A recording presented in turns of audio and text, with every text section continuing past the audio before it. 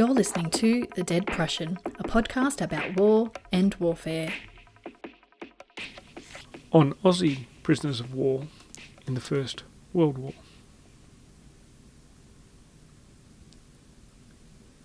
You may have heard the term kill or capture, either in pop culture or perhaps you've been given this mission yourself. Prisoners of war have been covered in pop culture from Hogan's Heroes through to The Great Escape. What a motorcycle that was. Even Big Carl himself was a prisoner of war for a while. In fact, that's where he got his hatred of the French language and French cuisine. But what about the Australian experience on the Western Front in the Great War? Were many Australians taken prisoner by the Germans? And if so, how were they treated? I'm back at the Australian War Memorial, and between grabbing a coffee at Poppy's Cafe and taking selfies with Anzac Parade in the background, I've managed to find the most suitable guest to answer these questions. My guest today is Aaron Pegram. He's a historian in the military history section at the Australian War Memorial, where he specialises in the First World War. He's a historical guide and tour leader for the Memorial's battlefield tours to the Western Front, and is currently completing a part-time PhD on Australian prisoners in Germany during the Great War at the Australian National University.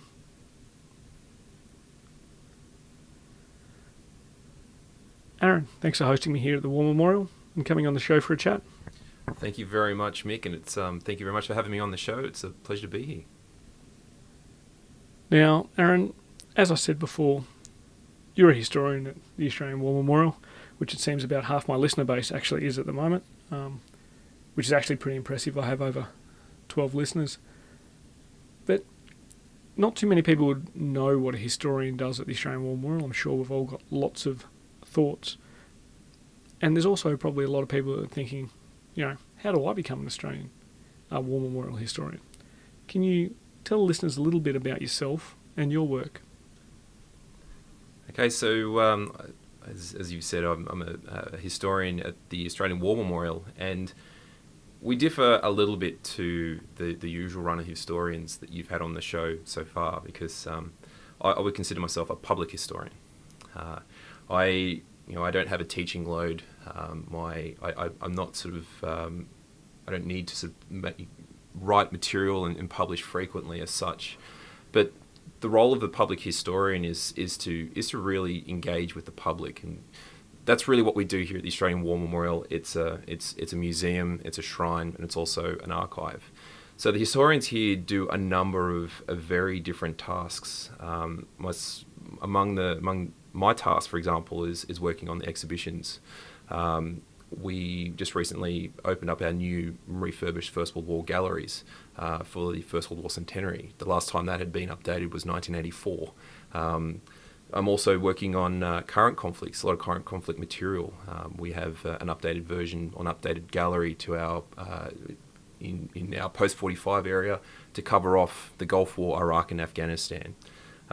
We're also involved in a number of publications. This office is responsible for publishing quarterly magazine Wartime, which has a subscription base of about 7,000 readers, and it's really intended to give the Australian public an idea of a broad range of not just Australian military history, but also global history and how the Australian experience fit within it.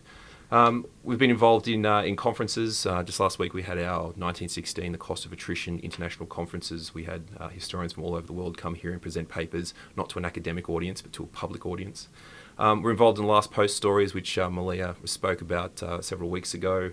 I'm involved in battlefield tours, various research for political or for various ministers, such as Department of Veterans Affairs, our director, Dr. Brendan Nelson, and at the end of that long list, our own research. So to sum it all up, I guess the role of a public historian here at the Memorial is to disseminate Australian military history to the Australian and international public. For those history buffs out there, it actually sounds like a bit of a dream job, because a lot of the guests, as you said, I get on the show, they are under some pretty tight requirements to teach, publish, keep their name out there. I'm sure last week at the conference there's probably a few academics getting around. They were a little bit jealous of the role you play in the War Memorial, because a little bit of the pressure is different. I won't say there's no pressure, because I've been to the last post ceremonies and I know how much writing goes into each of those bios for all of the casualties, and that is quite an amazing output from the department as well. Now, you have a very interesting topic for your PhD. Can you give me just a little bit of an overview and how you decided upon this topic for your PhD? So my PhD subject is I'm looking at the Australians who are taken prisoner in the fighting on the Western Front, and they spend the remainder of the First World War in German captivity. And I have to admit that I came to this subject due to family history. A great-grandfather of mine who was taken prisoner at Bullecourt on the 11th of April 1917. And I was wanting to learn a little bit more about sort of what he'd been through. And as you mentioned, my perception of captivity in Germany was Steve McQueen on his motorcycle, or Hogan's Heroes and all that sort of guff. Really, there wasn't a book out there, so I sort of set upon questioning why was this. We know so much about the Australian experience in captivity during the Second World War, particularly the Australian experience in the Pacific. There was 27,000 Australians captured by the Japanese during the Second World War. 8,000 of them die in captivity. It's certainly the memory of that experience is very central to the Second World War. Why wasn't the case for the first? So I did a bit of poking around and discovered that there was actually quite a significant number of guys who were captured on the Western Front. Close to 4,000 Australians, members of the Australian Imperial Force who fall into German hands mainly through offensive operations. That is, they're going out of their trenches, attacking the Germans, and they find themselves in situations where they become prisoners of war. And the surprising thing about it is, of that 3,841 Australians who become prisoners, 90% of them return home after the war. And I think that the fact that most of these guys survive and come home is a real clincher in all this, because it doesn't sort of fit the way in which we remember the First World War. There's 60,000 Australians who die in the First World War, and their loss becomes central to the memory of the Great War and its commemorative activities in the years afterwards. But because so many survived, it's almost they sort of just fade out back into Australian society. There's this almost perception that perhaps their captivity wasn't as strenuous or difficult. But when you start poking around, in fact, it actually was.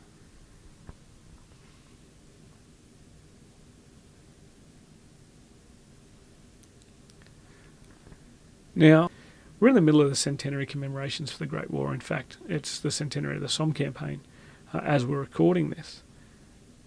You also mentioned there was 4,000 Australian prisoners who were taken,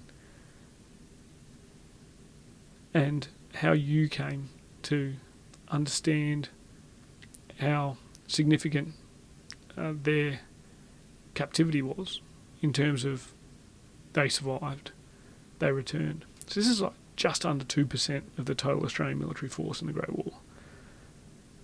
How were they treated by their German captors, and did this affect what information they may have provided? I think the interesting thing about these about captivity during the First World War, and particularly on the Western Front, is that it's actually extremely difficult to become a prisoner of war in trench warfare. Most of the fighting, or most of the killing, and it takes place from afar in positional warfare. As an artilleryman, you appreciate the fact that operations is conducted with large volumes of firepower. It's only in those very few instances where guys got to get up out of their positions and actually come face to face with the enemy that they become prisoners of war.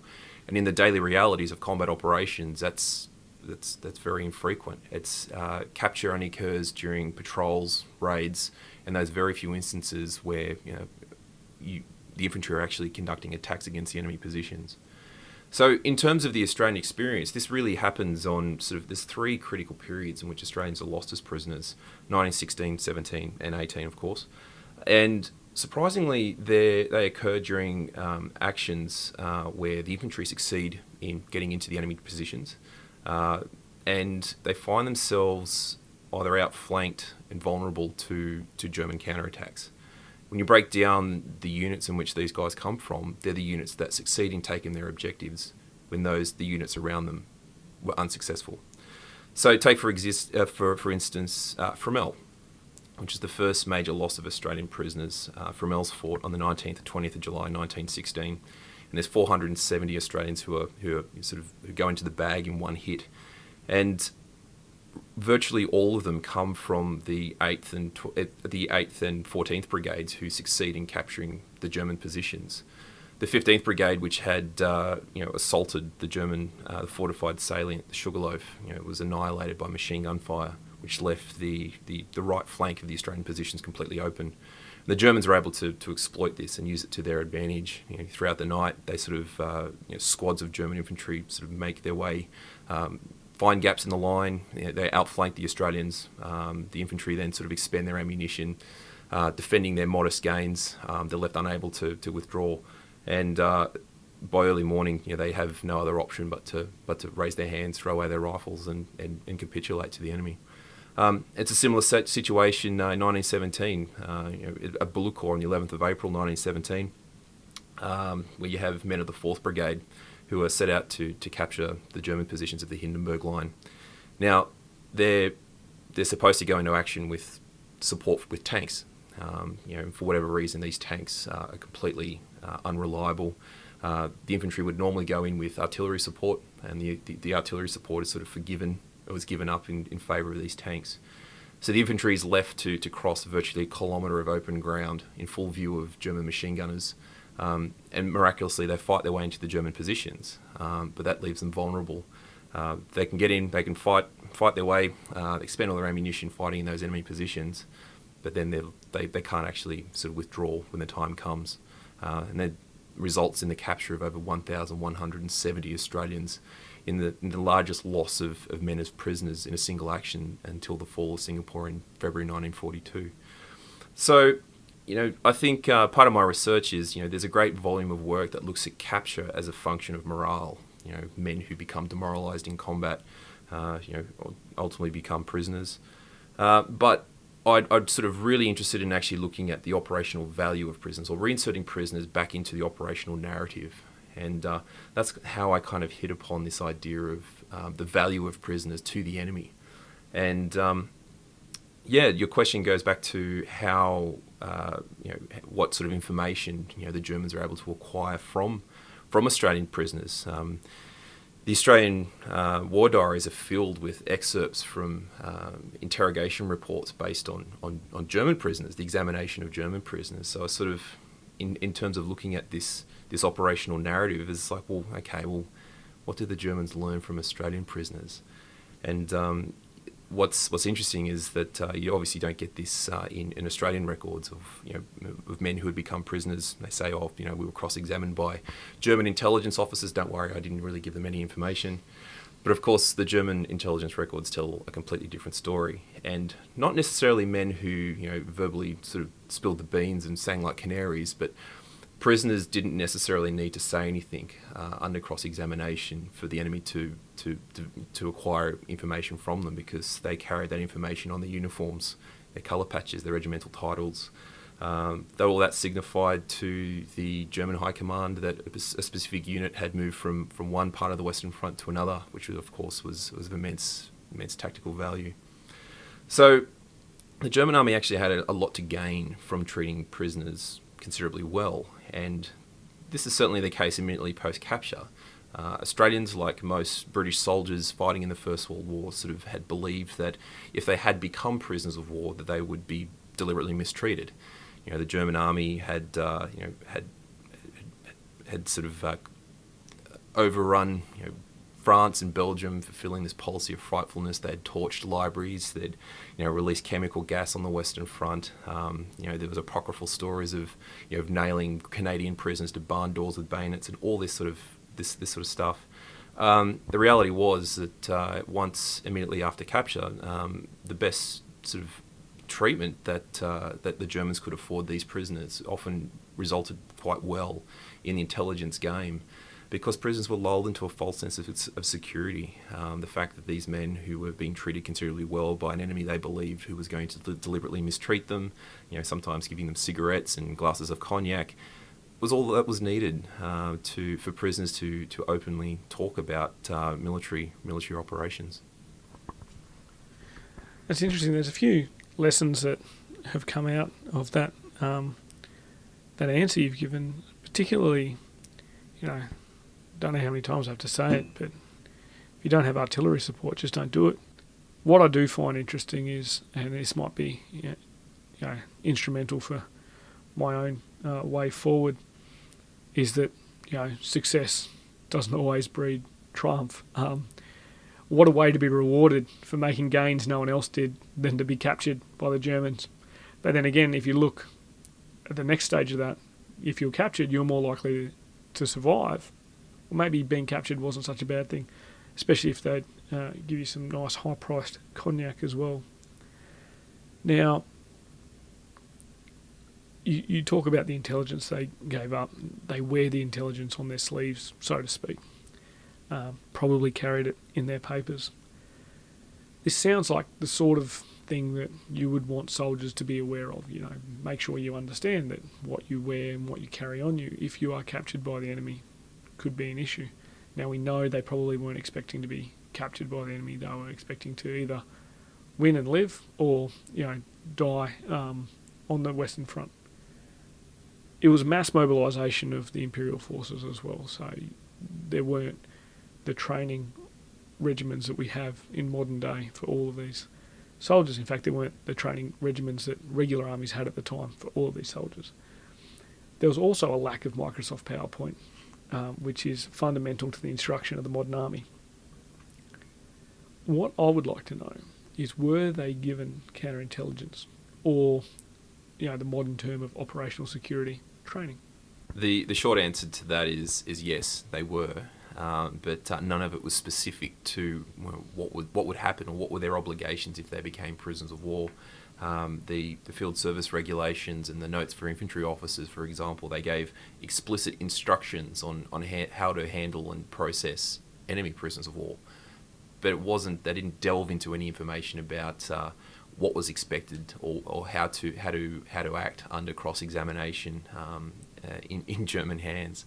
So the interesting thing is that when the first Australian soldiers who were captured in May 1916, they don't have any of this training.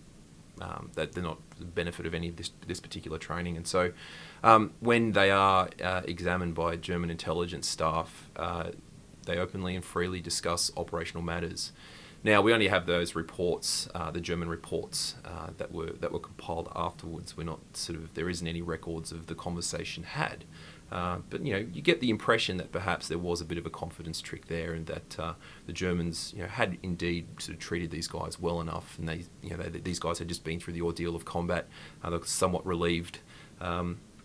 But you get some very engaging insights into what prisoners speak about when they've been through that ordeal of capture. They're probably fearful for their lives, or just glad to be away from the sort of the smoke and cordite.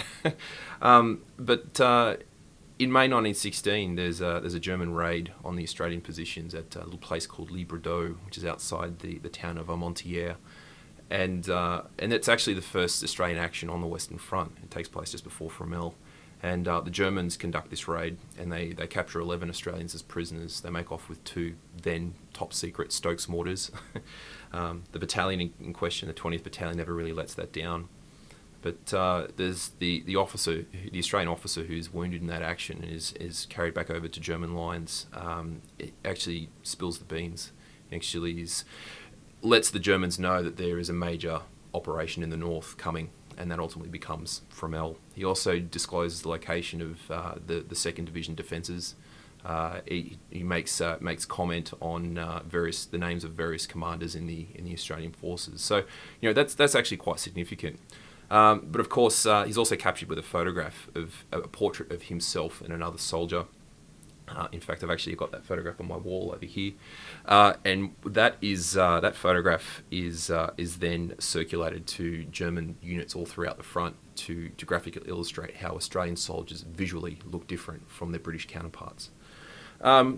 It's not until after around September 1916 that the Australian forces and indeed the British Army as a whole starts recognising that guys who fall into the hands of the enemy become something of an operational liability.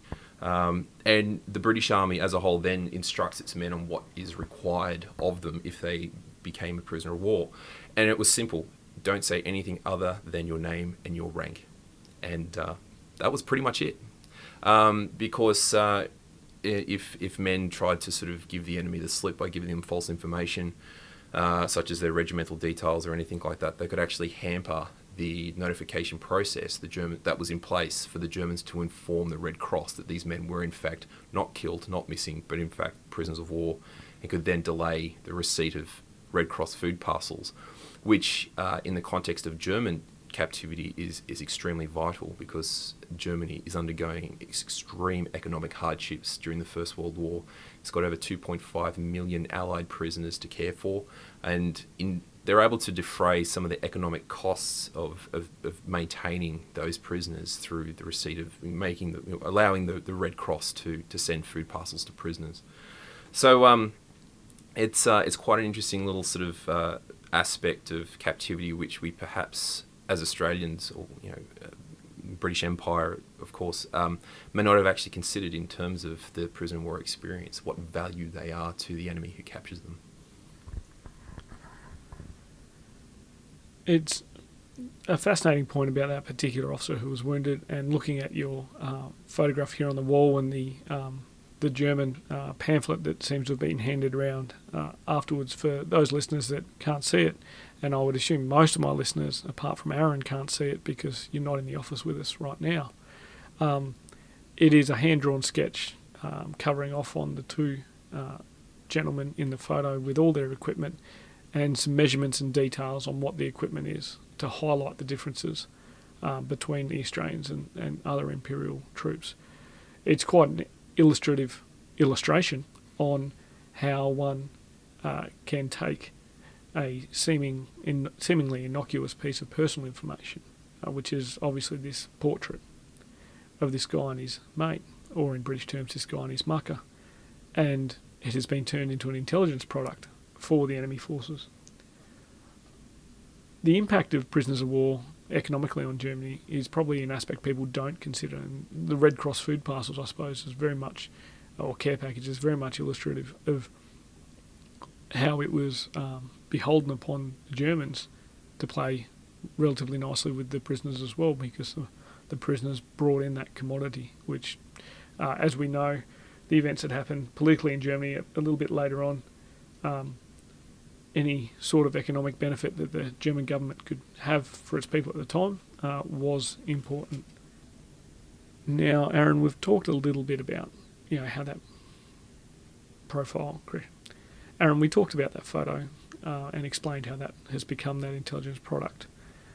There's also the concept of wearing your intelligence on your sleeve.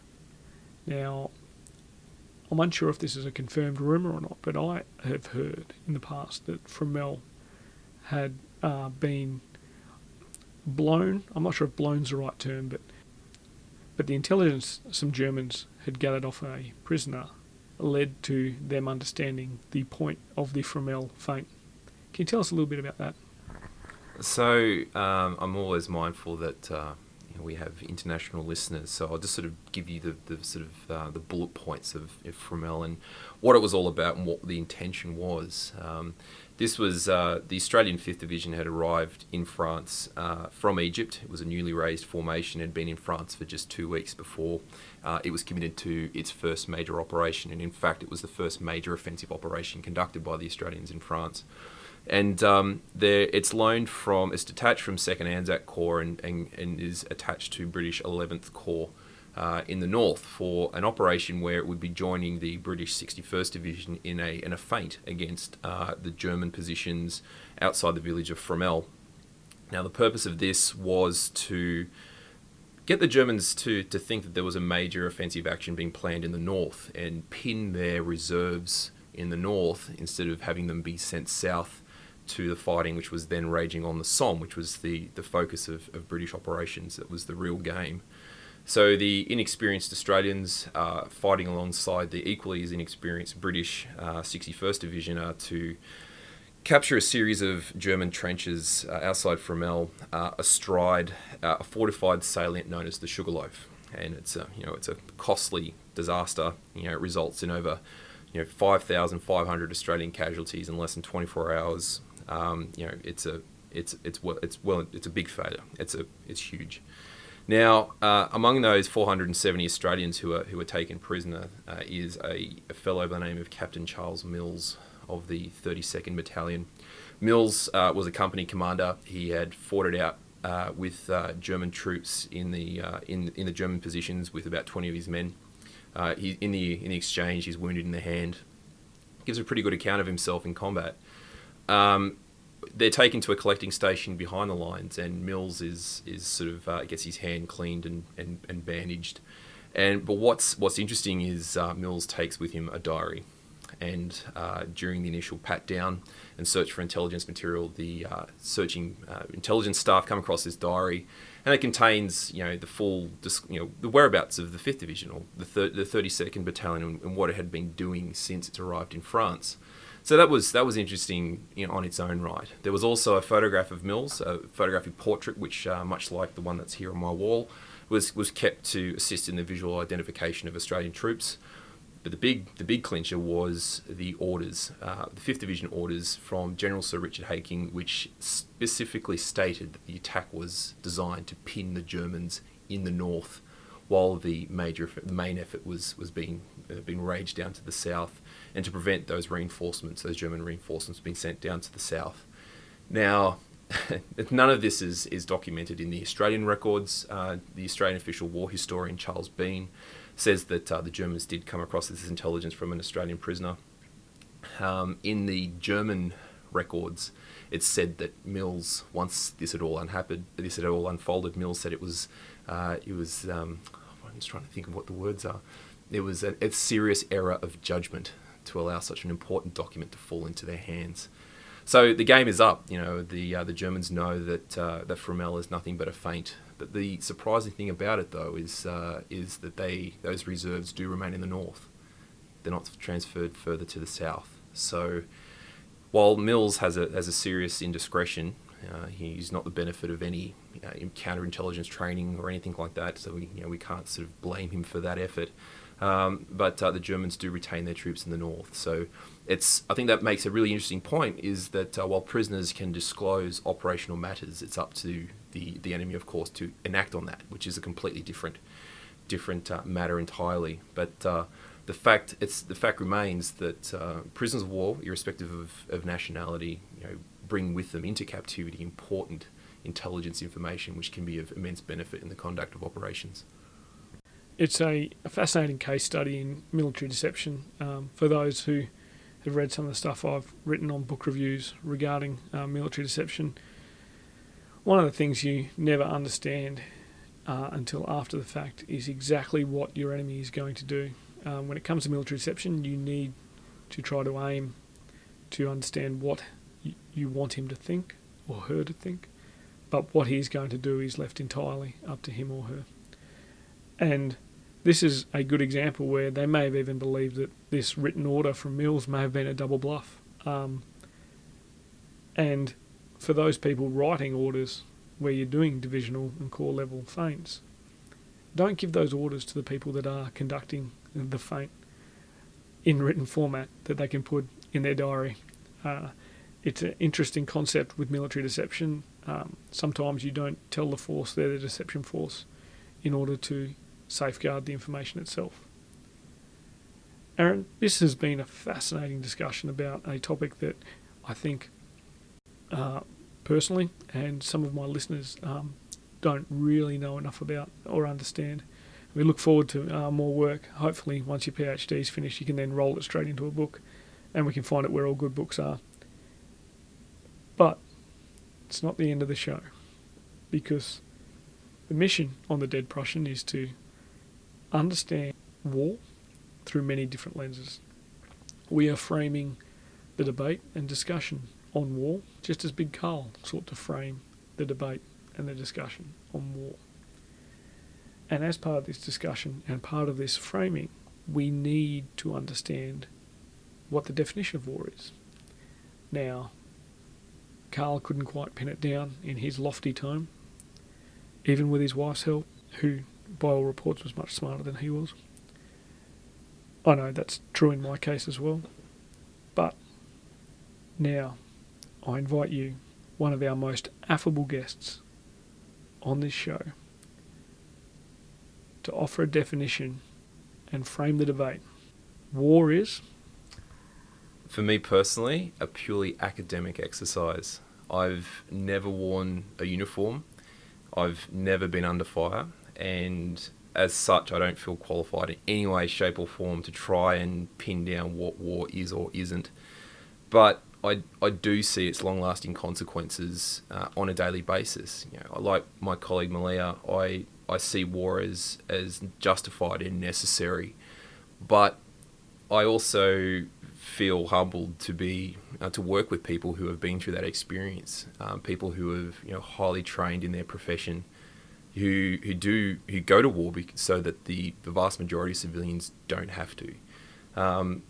It's, for me, war is, it's haunting and costly and tragic, and you really get that when you are talking to the father of an Australian soldier who has been killed in operations in Afghanistan, or an elderly woman whose son was lost during an ambush in Vietnam, or you get it when you're trolling through documents relating to an Australian soldier who survived the Great War by being in a German prisoner of war camp, only to discover that he didn't survive the peace and took his own life.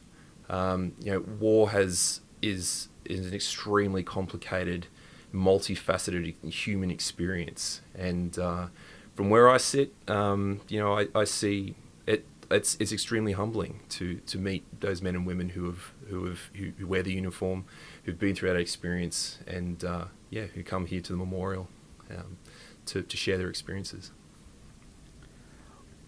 Well, I think I've found about 4 definitions within there, but the one I truly like is that war is haunting, costly and tragic, mainly because it fits really well in a tweet. And we can drive some marketing of this episode with it. Not that I'm just about building up the listener base or the iTunes reviews. Now, Aaron, you recently edited a book. It's not quite as lofty as the one by Clausitz's wife. It is Beyond Surrender, Australian Prisoners of War in the 20th Century. And it's edited by Joan Beaumont, Lachlan Grant and Aaron Pegram. I encourage all our listeners to get out there and search on any online bookstore or walk into any decent bookstore. It's a Melbourne University Press publication, and check it out because you might just learn something about prisoners of war in the 20th century. I know that I've definitely learned something today. Aaron, thank you very much for coming on the show. Oh, thank you very much for having me. All right, listeners, make sure that you swing by your podcast app, either Stitcher, Podbean, Libsyn, or I do hear of this thing called iTunes. And if you've just been to the store and find yourself with some stars in change from buying the milk, maybe throw 5 of them our way, and then we can broaden our audience base. The more people talking about such an important topic and broadening this debate and conversation about war means the more our society reflects upon it and the decisions revolving the lives of our young men and women that will eventually have to fight these wars. Until next time, listeners, grab a book and crack on.